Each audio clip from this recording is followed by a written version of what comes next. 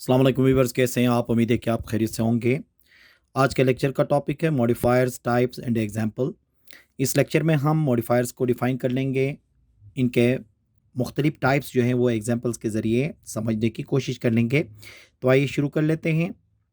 Modifier देखें, सबसे पहले हम मॉडिफायर को डिफ़ाइन कर लेंगे कि ये होते क्या हैं।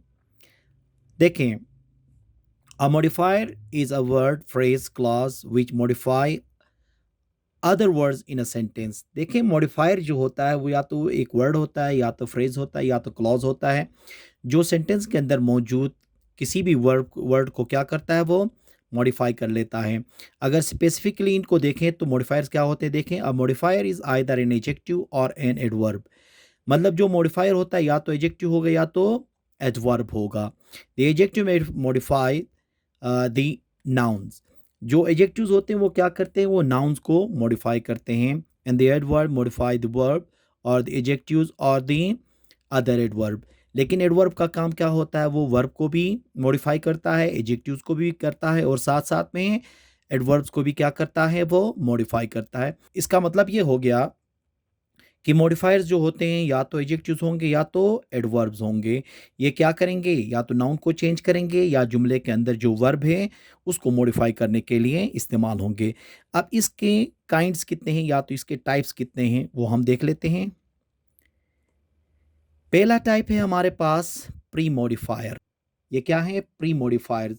अब प्री मॉडिफायर देखिए, प्री से ही हमें ये मतलब समझ में आ जाता है कि ये किसी भी नाउन हो या वर्ब हो, उससे पहले इस्तेमाल होके क्या करेगा, उस वर्ड को चेंज कर लेगा सेंटेंस के अंदर।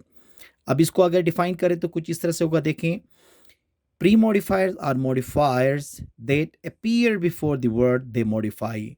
देखे ना, ये किसी भी सेंटेंस के अंदर जो वर्ड है उससे पहले अपीयर होके उस वर्ड को क्या करते हैं, मॉडिफाई करते हैं। They can be single word और ग्रुप्स ऑफ वर्ड। देखें, या तो वो सिंगल भी हो सकते हैं या वर्ड्स का वो ग्रुप्स भी हो सकते हैं, ठीक है। सच एज एडजेक्टिव्स और एडवर्ब्स, वो एडजेक्टिव भी हो सकते हैं, वो एडवर्ब भी हो सकते हैं। दे प्रोवाइड डिस्क्रिप्टिव और लिमिटिंग इंफॉर्मेशन अबाउट नाउन और प्रोनाउन। तो ये प्री मॉडिफायर्स जो होते हैं वो क्या करेंगे, या तो नाउन या प्रोनाउन के बारे में या तो वर्ब के बारे में हमें बता देंगे, मतलब एडिशनल इंफॉर्मेशन हमें देंगे। लेकिन ये क्या होंगे, उस वर्ड से पहले आएंगे क्योंकि यहाँ पे प्री मॉडिफायर्स हैं, ठीक है। अब इसके एग्जाम्पल देख लेते हैं। अब देखें, the tall building, the tall building. तो इसमें टॉल क्या है, देखें, टॉल इसके अंदर क्या होगा, प्री मॉडिफायर होगा। क्यों? क्योंकि ये बिल्डिंग के बारे में हमें बता रहा है और बिल्डिंग से पहले आया है। तो इसका मतलब ये हुआ कि ये एडजेक्टिव है और ये डिफाइन कर रहा है किस चीज़ को, बिल्डिंग को। तो टॉल क्या कहलाएगा, हमारा प्री मॉडिफायर कहलाएगा। इसी तरह से देखें, she quickly ran to the store. अब इसके अंदर क्विकली देखें ना, रेन से पहले आया है, वर्ब से पहले। तो ये क्या कहलाएगा, ये भी प्री मॉडिफायर कहलाएगा क्योंकि ये वर्ब के बारे में बता रहा है, वर्ब को डिस्क्राइब कर रहा है, ठीक है, रेन को। इसी तरह से देखें, ब्लू आइड, इसमें क्या है, द ब्लू आइड गर्ल के अंदर ब्लू आइड जो है ये भी प्री मॉडिफायर है क्योंकि ये नाउन के बारे में बता रहा है, मतलब नाउन को मॉडिफाई कर रहा है और उसको डिस्क्राइब कर रहा है। तो इसका मतलब ये हुआ कि वो लफ्ज़ या वो मॉडिफायर जो वर्ड से पहले आके सेंटेंस में उस वर्ड को मॉडिफाई करे तो उसको हम क्या कहेंगे, प्री मॉडिफायर कह सकते हैं।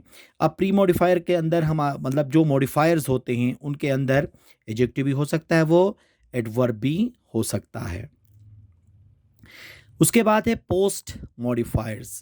अब इसका भी नाम हमें बता देता है कि पोस्ट मॉडिफायर्स का मतलब ये है कि ये भी किसी भी सेंटेंस के अंदर जो वर्ड होगा उस वर्ड के बाद आके उस वर्ड के बारे में हमें मज़ीद मालूमात देगा, ठीक है।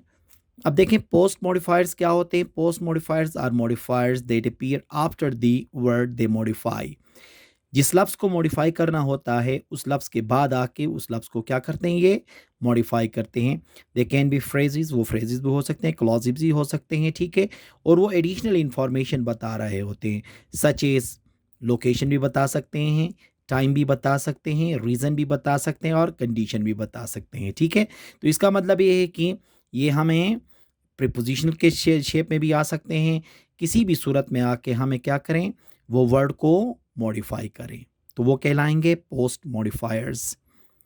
जैसे कि देखें, the man with the hat, the man with the hat. अब इसके अंदर देखें ना, ये जो विद द हैट है वो क्या होगा, पोस्ट मॉडिफायर होगा, क्योंकि वो मैन के बारे में हमें बता रहा है कि वो बंदा जो हेड पहना हुआ या हेड के साथ है, टोपी के साथ है, ठीक है।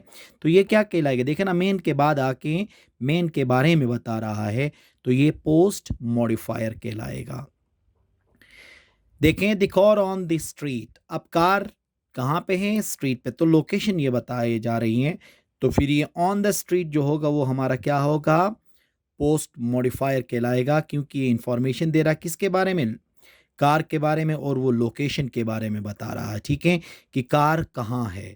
तो देखें ना, कार के बाद आके ये कार को मॉडिफाई कर रहा होता है, ये बता रहा होता है, तो इसको हम क्या कहेंगे, पोस्ट मॉडिफायर कहेंगे। इसी तरह से देखें, द लीफ फेल स्लोली। अब फेल जो है वो वर्ब है, स्लोली क्या है, आहिस्ता। तो इसमें जो ये स्लोली होगा वो क्या कहलाएगा, ये पोस्ट मॉडिफायर कहलाएगा। क्यों, क्योंकि ये एडिशनल इंफॉर्मेशन दे रहा है किसके बारे में, वर्ब के बारे में। देखो, गिरा तो था वो पत्ता, लेकिन कैसे गिरा वो बताने के लिए क्या इस्तेमाल हो गया, स्लोली इस्तेमाल हो गया।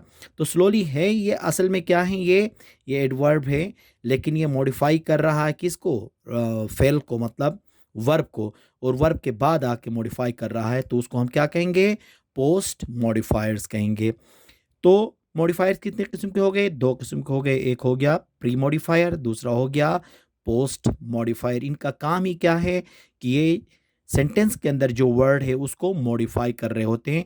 जो पहले आके करते हैं वो पोस्ट मॉडिफायर कहलाते हैं, जो वर्ड के बाद में आके वर्ड को मॉडिफाई करते हैं उनको क्या कहा जाता है, पोस्ट मॉडिफायर्स कहते हैं।